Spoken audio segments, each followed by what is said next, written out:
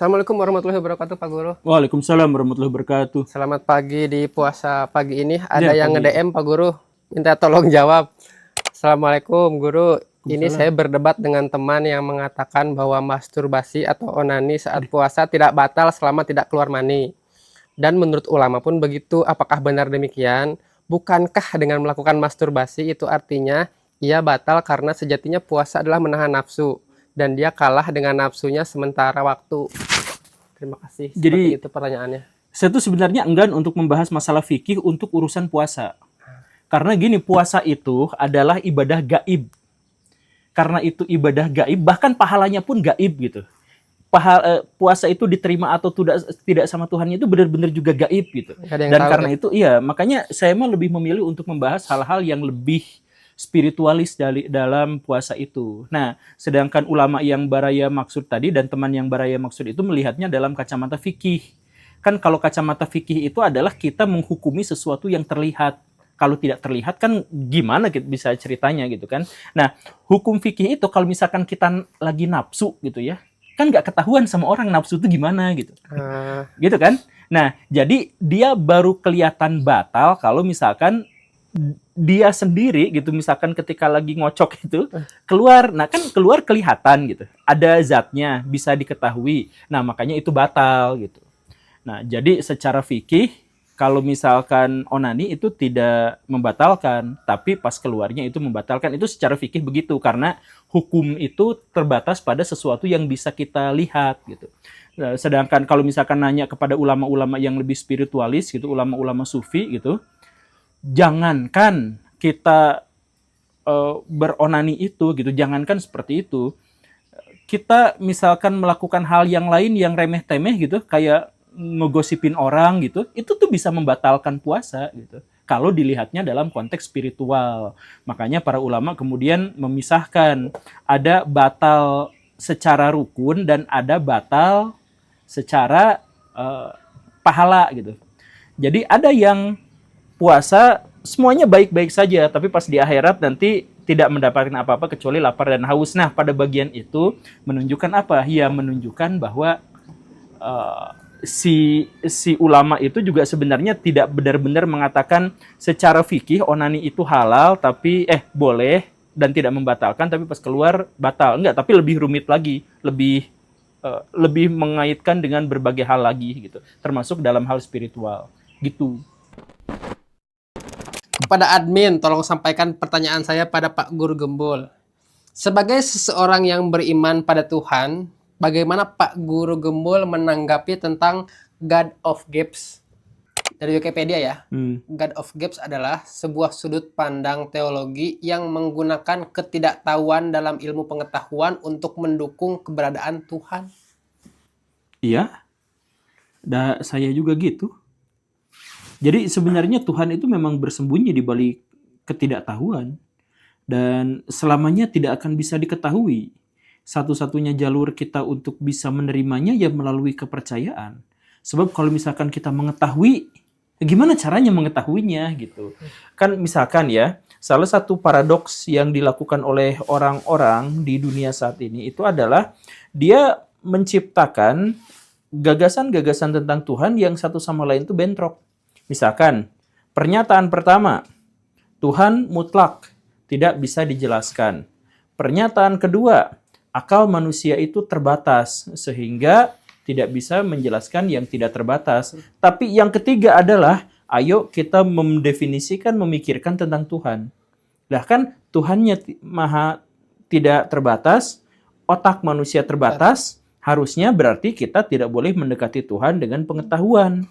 Karena terbatas, kan gitu. Tapi kita sepakat bahwa Tuhan itu tidak terbatas, kita juga sepakat bahwa otak manusia terbatas, tapi kita memaksakan untuk mendiskusikan, menjadikan Tuhan sebagai bahan diskursus dan dialektika untuk ini. Nah, ini gak bisa. Jadi kita hanya bisa nerima, dan kalau misalkan pun kita harus tahu misalkan tentang Tuhan, maka pengetahuan-pengetahuan itu harus dikaitkan dengan doktrin-doktrin tertentu, misalkan pengetahuan tentang agama, pengetahuan tentang apa. Dan apakah pengetahuan tentang agama itu bisa menjamin kebenaran bahwa Tuhan sesungguhnya begitu, seperti adanya begitu? Ya, tidak juga. tidak bisa seperti itu, karena pada akhirnya agama juga harus ditafsirkan dengan nalar logika, harus dipikirkan juga dengan nalar logika. Bahkan bahasa pun itu sebenarnya adalah hasil tafsiran dan meniscayakan untuk menafsirkan. Jadi kalau misalkan ada dalam bahasa di dalam Al-Quran misalkan, Tuhan itu maha melihat dan maha mendengar. Kan itu tuh butuh tafsiran dan itu butuh logika. Nah, pada akhirnya butuh tafsiran dan logika itu akhirnya melogikakan Tuhan juga gitu. Nah, makanya pada akhirnya kalau misalkan kalau ya ini mah kalau kita akhirnya bersepakat bahwa Tuhan itu ada, kalau kita bersepakat bahwa Tuhan itu maha tidak terbatas, ya kita nggak punya pilihan lain kecuali mendiamkan apa yang menjadi doktrinnya, karena kita tidak kuasa dan tidak memiliki akses terhadap pengetahuan tentang Tuhan. Ini video yang kemarin Pak Guru bikin bukan itu? Iya, tapi belum diunggah. Ya nanti ini videonya ada di channel Pak Guru, nanti saya cantumkan linknya. Kalau sudah diupload. Ya, ini nanti naiknya setelah yang Pak Guru berarti. Satu lagi ya Pak Guru. Oh, apa lagi? Satu lagi nih. Malam Pak Guru, izin bertanya dan menjadi bahan renungan. Kenapa pemerintah sekarang meninggalkan gagasan-gagasan yang realistis untuk kemajuan bangsa seperti pendidikan? Apakah mereka sengaja membuat warganya bodoh agar mudah dimanipulasi? Di buku Tan Malaka, beliau mengatakan pentingnya hidup matinya negara pada dunia kapitalisme dan imperialisme ini bergantung pada bermacam-macam hal, persenjataan, perindustrian, letak negara, persatuan, semangat rakyat, kecerdasan, dan sebagainya. Tapi realitanya sekarang, kita penuh dengan sumber daya tapi lemah industrinya, lemah intelek. Akhirnya kita menjadi makan siang negara-negara yang gagah perkasa. Tapi apa ini benar? Apakah masyarakat hanya sapi perah oligarki? Masyarakat sapi perah oligarki itu benar, dan itu terjadi di seluruh dunia bagi negara-negara oligark. Dan Indonesia itu sudah bagian dari oligark. Itu saya pikir sih sudah tidak usah diperbantahkan lagi gitu. Tapi kita mulai dari pertanyaan pertama, apakah pendidikan kita itu sengaja dibuat jelek untuk membuat masyarakatnya tetap bodoh? Ada negara-negara, pihak-pihak tertentu yang menginginkan Indonesia tetap bodoh. Di antaranya banyak politisi di Indonesia yang berharap Indonesia tetap bodoh. Dan itu secara eksplisit pernah diungkapkan kepada saya dari seorang caleg gitu, yang dia bilang ya masyarakat mah nanti kalau misalkan menjabat sekian tahun mah ya urusan nanti, yang penting kita kasih dia apa-apa gitu, nanti setiap 5 tahun kita kasih lagi, kita kasih. Nah, untuk bisa memberi makan, untuk bisa menyuap masyarakat dengan sesuap nasi itu, mereka harus tetap miskin, dan agar tetap miskin ya mereka tetap harus bodoh gitu. Dan ada memang segelintir orang yang menginginkan, menghendaki kita itu tetap bodoh gitu. Ada. Ya, tapi tentu saja ini bukan tujuan negara, dan tentu saja misalkan presiden kita atau menteri-menteri kita tidak menghendaki masyarakat kita itu menjadi bodoh.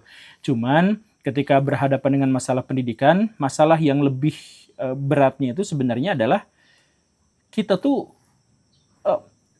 masalah pendidikan itu rumit seperti benang kusut yang kita tidak tahu ujung pangkalnya gitu. Jadi kita misalkan berpikir, masalah pendidikan di Indonesia itu adalah gara-gara gaji guru yang sedikit, misalkan gitu ya. Ternyata pas gaji guru gede pun, misalkan ada PNS-PNS di Indonesia yang gajinya tuh sampai 15 juta gitu. Guru punya jabatan apa gitu ya, 15 juta, tetap kinerjanya jelek gitu.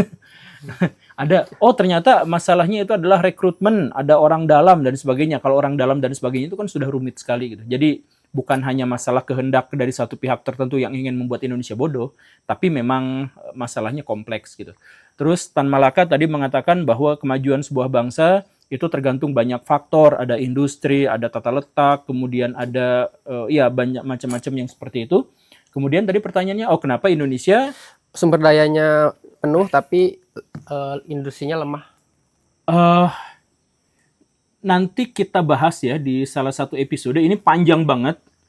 Saya bisa bikin episode ini sampai 100 hanya untuk ngebahas masalah ini gitu. Tapi nanti saya pengen bikin uraiannya di video yang kapan-kapan nanti kita bikin pakai papan tulis biar lebih baik. Saya mohon maaf tidak bisa menjawabnya sekarang karena ribet banget, asli ribet banget. Muter-muter. Tapi ini nih, ada video saya yang kemarin dibahas yang menjelaskan tentang analisis saya terhadap masalah di Indonesia dan jumlahnya itu ratusan. Nanti Udah tayang? Udah tayang. Nanti di link YouTube Oke. silahkan dicek. Segitu dulu Pak Guru untuk Oh, hari iya. ini. Sampai jumpa besok. Terima kasih. Assalamualaikum warahmatullahi wabarakatuh. Waalaikumsalam warahmatullahi wabarakatuh.